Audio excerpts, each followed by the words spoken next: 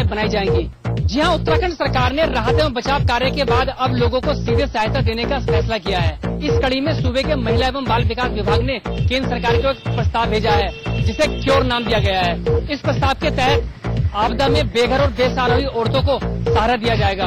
इस कड़ी में दीर्घ एवं लघु योजनाएं बनाई जाएंगी ताकि उनके बच्चों का भरण पोषण हो सके। शासन ने महिला एवं बाल विकास विभाग की अपर सचिव निधि मणि त्रिपाठी का कहना है कि इस आपदा में तमाम ऐसी औरतें हैं जिनके घर के कत्तरदाता या फिर पति आपदा में गुजर गए हैं, जिसके चलते उनके सामने रोजी रोटी का संकट है, उससे बच्चे भी प्रभावित होंगे।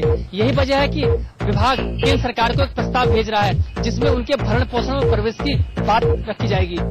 इसमें कोई शक नहीं कि जल प्रलय उत्तराखंड को तबाह करने में कोई कोर कसर नहीं छोड़ी है। ये अच्छी बात है कि महिलाओं को सहारा देने के लिए महिला एवं बाल विकास विभाग आगे आया है। ऐसे और भी प्रयास किए जाने की निरंतर जरूरत है। आपदा के बाद यातायात व्यवस्था को सुचारू करने के लिए सरकार के सामने पहले ही बड़ी मुश्किलें खड़ी हैं। ऊपर से हो रही लगातार भारी बरसात ने सरकार की नाक में दम कर रखा है। वहीं पिथौरागढ़ में भी हो रही भारी बरसात से जौलजीबी धारचूला राष्ट्रीय राजमार्ग संख्या 9 छाछुम के पास फिर से बाधित हो गया। नेशनल हाईवे संख्या 9 के बाधित होने से धारचूला मुख्यालय समेत सीमांत के इलाकों का देश और दुनिया से संपर्क कट गया। बॉर्डर रोड ऑर्गेनाइजेशन जल्द से जल्द मार्ग को दुरुस्त करने में जुटा है। अगर जल्द ही मार्ग को नहीं खोला गया तो राहत कैंपों में ठहराए गए हजारों आपदा प्रभावितों को राहत सामग्री नहीं पहुंचाई जा सकेगी। राष्ट्रीय राजमार्ग को अगर जल्दी नहीं खोला गया तो धारचूला मुख्यालय में जरूरी चीजों का अभाव हो जाएगा। हालांकि प्रशासन का कहना है कि 2 दिनों के भीतर ही राजमार्ग को जल्द ही खोल दिया जाएगा। उत्तराखंड में आई प्राकृतिक आपदा से सबक लेते हुए उत्तराखंड सरकार ने अब कांवड़ यात्रा के दौरान रजिस्ट्रेशन की प्रक्रिया को शुरू करने की बात कही है। हरिद्वार जनपद में अलग अलग केंद्र बनाकर रजिस्ट्रेशन किया जाएगा। वहीं मुख्य सचिव ने भी कहा है कि केंद्र सरकार से मंजूरी मिलने से पहले ही कई योजनाओं को अमली जामा पहनाया जाना शुरू हो गया है। सरकार ने आपदा में प्रभावितों को मुआवजा देने के लिए केंद्र सरकार को नीति भेजी थी, लेकिन सरकार ने अब तक केंद्र द्वारा नीति को मंजूरी दिए जाने का इंतजार नहीं किया है। जी हां, राज्य सरकार ने उत्तराखंड के 934 से ज्यादा लापता लोगों को मुआवजा बांटना शुरू कर दिया है। वहीं अभी तक 150 से ज्यादा लोगों को मुआवजा बांटा जा चुका है। वहीं प्रदेश के मुख्य सचिव के अनुसार जल्द ही सभी लापता लोगों को मुआवजा बांट दिया जाएगा। उनके अनुसार केंद्र को नीति भेजी तो थी, लेकिन वहां से मौखिक ही जवाब आया है। ऐसे में सरकार ने जनता को तुरंत राहत पहुंचाने का काम किया है। वहीं उनके अनुसार कांवड़ यात्रा को लेकर खास निर्देश जारी कर दिए गए हैं। वहीं रजिस्ट्रेशन का कार्य भी शुरू किया गया है। कांवड़ यात्रा शुरू होने से पहले ही अधिकारियों को उचित निर्देश दिए गए हैं। रजिस्ट्रेशन की प्रक्रिया से ये तो पता चलेगा ही कि बाहरी राज्यों से प्रदेश में कितने कांवड़िया आए हैं। साथ ही आने वाले कांवड़ियों के लिए उचित व्यवस्था भी की जाएगी कि किसी भी दौरान आपदा की अगर कोई स्थिति बनती है तो उसमें बेहतर कार्य करने में मदद भी मिलेगी। सामाजिक सरोकारों को निभाते हुए समाचार प्लस ने आज एक और कदम आगे रख दिया है। यूपी उत्तराखंड में घर घर की आवाज बनने के बाद समाचार प्लस ने अब राजस्थान में भी कदम रख दिया है। राजस्थान के लोगों की आवाज को आगे लाने के लिए आम लोगों के प्रवक्ता के तौर पर समाचार प्लस ने राजस्थान की सीमा में प्रवेश कर लिया है। समाचार प्लस राजस्थान के लोगों के लिए एक शानदार तोहफा है। दमदार खबर और प्रभावी प्रस्तुति के दम पर यूपी उत्तराखंड में नंबर 1 का खिताब अपने नाम करने के बाद समाचार प्लस राजस्थान लॉन्च हो गया है। हमारा जो उद्देश्य है वो सनसनी फैलाना नहीं होता। हमेशा हम खबर की तह तक जाकर काम करते हैं और कई बड़े खबरों को हमने जमीनी स्तर से राष्ट्रीय स्तर तक हम लेकर आए। उन खबरों पर कार्रवाई हुई, सरकारों ने कार्रवाई की। वही हमारा प्रयास रहेगा कि राजस्थान में भी हम जनता से तहसील स्तर से लेकर राजधानी तक जुड़ें। कस्बे में हम एक आम आदमी के साथ जुड़ें ताकि उस आम आदमी की आवाज जो जयपुर तक नहीं पहुंच पाती उसको वहां तक पहुंचाएं। बेस्ट न्यूज कंपनी के सीईओ और समाचार प्लस के editor in chief Shri Umesh Kumar ने अपने हाथों से चैनल की शुरुआत की। इस मौके पर समाचार प्लस के मैनेजिंग एडिटर अमिताभ अग्निहोत्री और एग्जीक्यूटिव एडिटर प्रवीण सहानी भी उनके साथ मौजूद थे। अब हनक के साथ हम बनेंगे राजस्थान की आवाज, क्योंकि खबर वही जो हमने कही। आजमगढ़ के जियनपुर इलाके में पूर्व विधायक सीपू सिंह की निर्मम हत्या के आज चौथे दिन भी पुलिस को कोई कामयाबी नहीं मिली है। अलबत्ता उसने 7 मुकदमे दर्ज किए हैं, जिसमें 3 परिवार वालों के हैं और 4 पुलिस ने खुद दर्ज किए हैं। पूर्व विधायक सीपू सिंह की हत्या के आज चौथे दिन भी पुलिस को कोई कामयाबी नहीं मिली।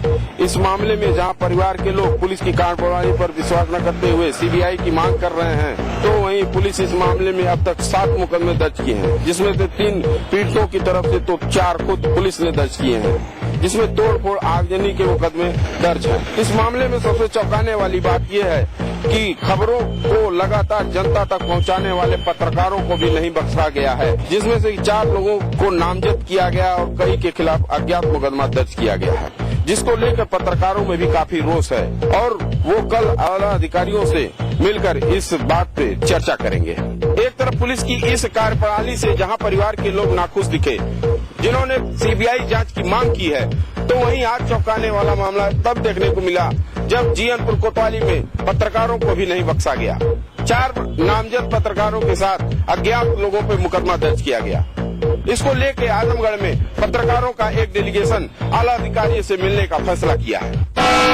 आईएएस एससी सेमवाल को नैनीताल हाईकोर्ट से लगा है बड़ा झटका। नैनीताल हाईकोर्ट ने एससी सेमवाल के निलंबन पर कैट द्वारा लगाए गए स्टे ऑर्डर पर रोक लगा दी है और इस मामले में एससी सेमवाल से 3 सप्ताह के भीतर जवाब दाखिल करने को कहा है।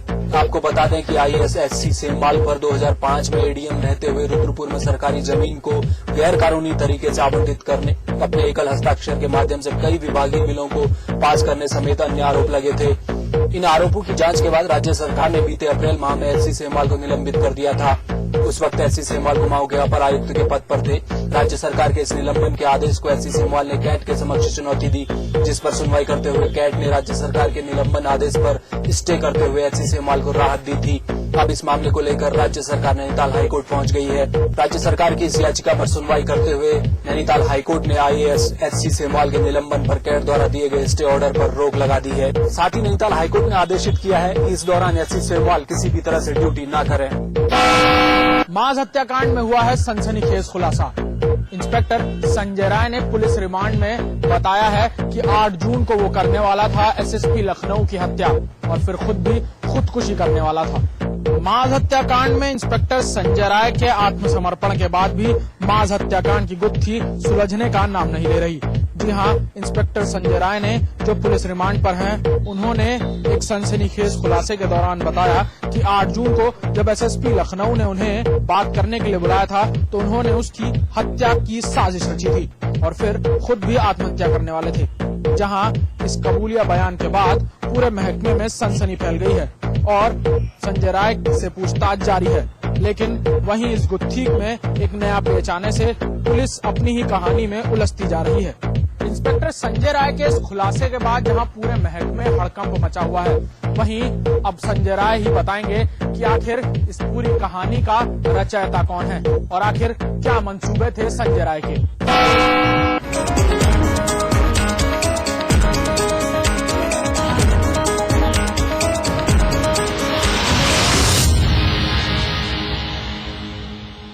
JB Institute of Technology, Dehradun, the best institute of engineering with best faculty and good infrastructure. JB Institute of Technology, inspiring minds, transforming lives. NH 72 Chakrata Road, Dehradun.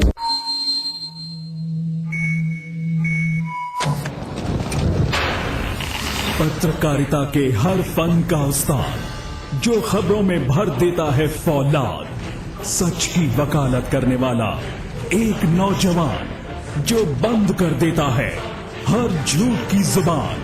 लोग कहते हैं जिसे बेबस और मासूमों की आवाज, जिसकी एंकरिंग का है अपना एक अलग अंदाज। देखिए अतुल अग्रवाल को सिर्फ समाचार प्लस पर। खबर वही जो हमने कही। आज ली क्या? My love of my life, उंगली खुजली ने प्लान बनाया क्विकली और पाइप दबाया क्वाइटली। रिफ्रेशिंग मिनी गम। आज ली क्या? हर खबर को पहचानते हैं हम, क्योंकि झूठ और सच में अंतर जानते हैं हम। समाचार प्लस, खबर वही जो हमने कही। खोल दो इन खिड़कियों को, इन दरवाजों को, हाथों को फिर से हाथों में डालो। किसी को गुदगुदाओ, दोस्ती करो, मोहब्बत करो।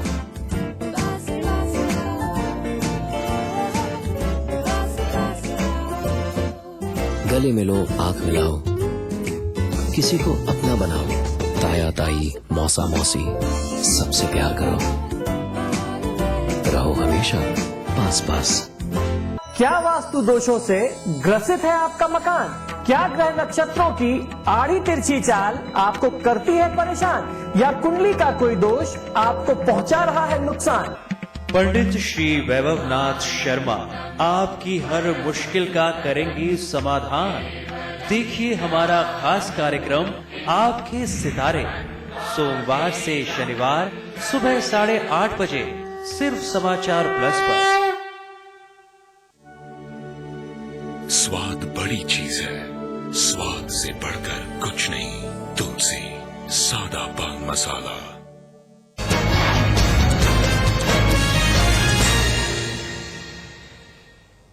फाइनल रिपोर्ट में आप सभी का स्वागत है। आपके साथ मैं हूं नितिशा। बुलेटिन की शुरुआत करेंगे। सबसे पहले नजर डालेंगे इस वक्त के हेडलाइंस पर। इलाहाबाद हाईकोर्ट ने यूपी पीसीएस इंटरव्यू पर लगाई 10 दिन की रोक। आरक्षण नियम बदलने पर फैसला रखा सुरक्षित। हाईकोर्ट के आदेश के बाद इलाहाबाद में हंगामा। विजय जुलूस निकाल रहे छात्रों ने किया बवाल, पुलिस ने किया लाठीचार्ज। आजमगढ़ में बीएसपी नेता सर्वेश सिंह हत्याकांड में सीबीआई जांच की सिफारिश। 19 जुलाई को बदमाशों ने घर के बाहर मारी थी गोली।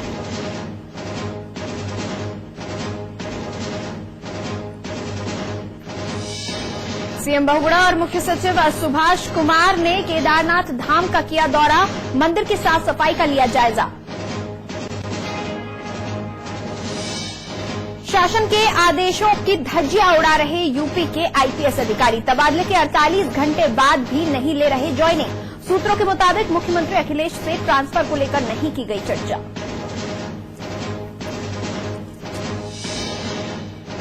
अखिलेश राज में यूपी पुलिस भी नहीं है महफूज। इलाहाबाद में डीएसपी और हेड कांस्टेबल पर जानलेवा हमला। सपा के लोकल लीडर के रिश्तेदार और कोऑपरेटिव बैंक के जीएम के बेटे पर आरोप।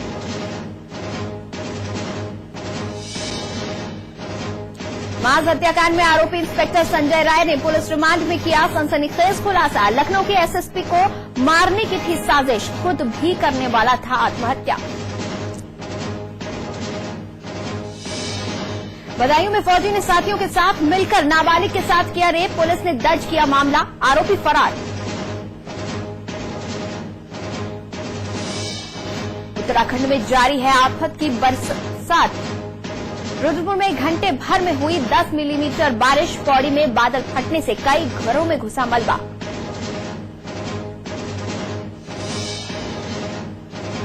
और समाचार प्लस उत्तर प्रदेश उत्तराखंड की कामयाबी के बाद बेस्ट न्यूज कंपनी का एक और चैनल हुआ लॉन्च। अब राजस्थान के दर्शकों को प्रदेश की हर खबर से करेंगे बाखबर।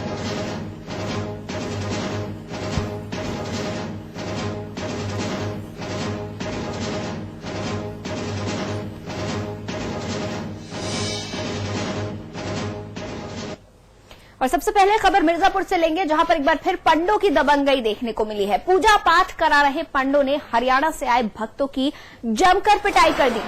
विंध्यवासिनी धाम में भक्त मां का आशीर्वाद लेने के लिए जाते हैं, लेकिन वहां पंडों की पिटाई के शिकार हो गए। दबंग पंडे अपने जजमानों को लाइन तोड़कर दर्शन कराना चाहते थे। काफी देर से खड़े भक्तों का टोकना उन्हें इतना बुरा लगा कि पंडे उन पर टूट पड़े।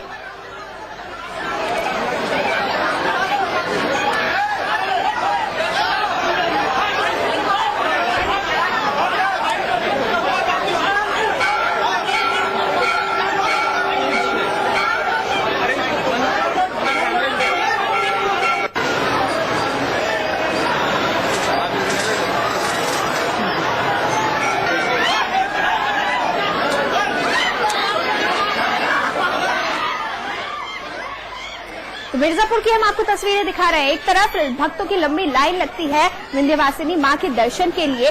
पंडों को मां और भक्तों के बीच का एक जरिया माना जाता है। पंडों पर विश्वास किया जाता है कि वो आपकी अच्छे से पूजा करवाएंगे, आपके दर्शन अच्छे से करवाएंगे। लेकिन मिर्जापुर में अलग ही तस्वीर देखने को मिली। आप देख सकते हैं किस तरीके से लात घूसे चलाए जा रहे हैं, बाल खींचे जा रहे हैं। ये सब कुछ पंडे कर रहे हैं, क्योंकि पंडे अपने कुछ चहेते भक्तों को, कुछ लोगों को लाइन तोड़कर पहले दर्शन करवाना चाहते थे, और इस पर जब बाकी भक्तों ने आपत्ति जताई तो पंडों ने उन्हें अपने गुस्से का शिकार बनाया। किस तरीके से इनके साथ धक्का मुक्की की जा रही है, कपड़े खींचे जा रहे हैं, बाल खींचे जा रहे हैं, हाथ पैर चलाया जा रहा है, यहाँ तक कि सरिया से मारने की भी कोशिश की गई। आप तस्वीरों में देख सकते हैं कि सरिया हाथ में उठाया गया।